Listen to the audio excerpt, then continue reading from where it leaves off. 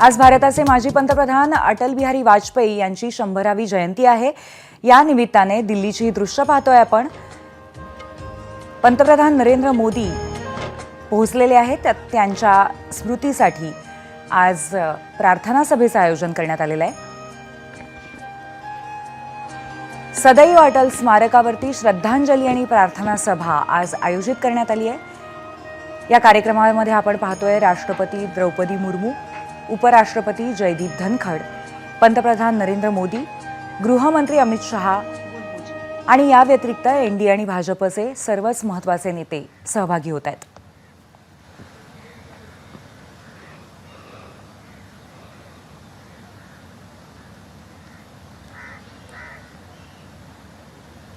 भारताचे माजी पंतप्रधान भारतरत्न अटल बिहारी वाजपेयी हे एक अतिशय लोकप्रिय असं व्यक्तिमत्व होतं।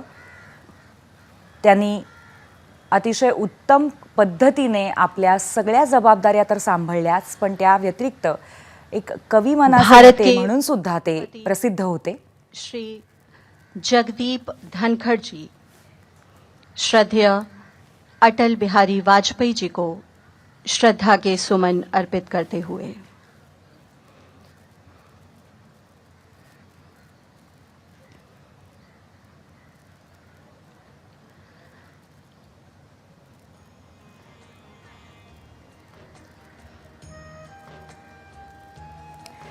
आपले प्रतिनिधी सोमेश कोलगे दिल्लीहून आपल्या सोबत आहेत। आपण त्यांच्याशी या संपूर्ण सभेसंदर्भात आणखीन चर्चा करूया।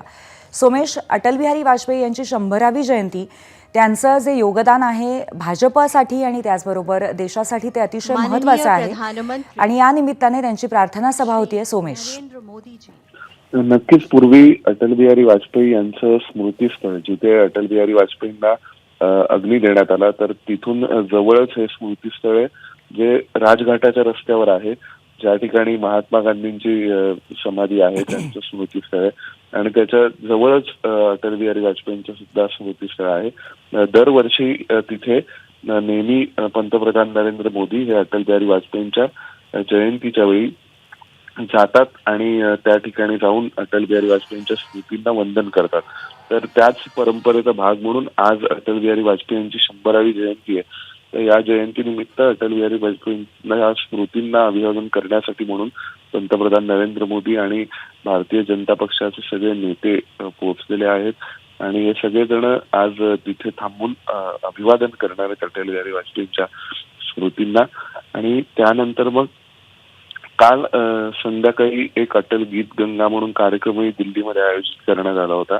तर एकंदरीत अटल बिहारी वाजपेयींच्या ज्या आठवणी आहेत किंवा त्यांचा जो वारसा आहे तो वारसा एकूणच लोकांपर्यंत नेण्याचा प्रयत्न पंतप्रधान नरेंद्र मोदी करतायत असं आपण नक्की म्हणू शकतो। पूर्वी सोमेश, त्या व्यतिरिक्त इथे सुद्धा दृश्यांमध्ये वादक आणि गायक दिसत आहेत। अटल बिहारी वाजपेयी यांच्या कविता सुद्धा तितक्याच प्रसिद्ध आहेत, तर आजच्या या निमित्ताने त्यांच्या कवितांचंही सादरीकरण होत आहे का? नक्कीच, अटल बिहारी वाजपेयींनी ज्या कविता लिहिल्या त्यांच्या मेरी एक्कावन्न कविता आहे म्हणून एक कविता संग्रह होता। तो कविता संग्रह आज बऱ्यापैकी त्याला तालबद्ध करण्याचे प्रयत्न हे अनेकांकडून झाले आहेत। म्हणजे अटल बिहारी वाजपेयी हयात असतानाच एक अमिताभ बच्चन आणि लता मंगेशकरांनी प्रयत्न केला होता। अटल बिहारी वाजपेयींच्या कवितांना त्यांनी निवेदन दिलं होतं अमिताभ बच्चन यांनी आणि लता मंगेशकरांनी गायल्या होत्या। आणि त्यानंतर तर आता अटल बिहारी वाजपेयींच्या सर्व कवितांचे आणि त्यांच्या रचनांचे संगीतबद्ध कार्यक्रम करणारे अनेक कलाकार पुढे आलेले आहेत आणि त्याचाच एक कार्यक्रम हा काल नवी दिल्लीमध्ये झाला, जिथे स्वतः राजनाथ सिंग होते, त्यानंतर मग भाजपचे सर्व वरिष्ठ नेते होते आणि तो अटल गीत गंगा असं त्या कार्यक्रमाचं नाव होतं। तर अशा स्वरूपाचे आता अनेक गायक आणि अनेक संगीतकार त्यांनी त्यांच्या रचना ज्या संगीतबद्ध केलेल्या आहेत तर त्यांना त्यांचं सादरीकरण हे आता अटल बिहारी वाजपेयींच्या जयंतीनिमित्त केलं जात आहे। धन्यवाद सोमेश आपल्या माहितीबद्दल। ही दृश्य आपण दिल्लीतनं पाहतोय।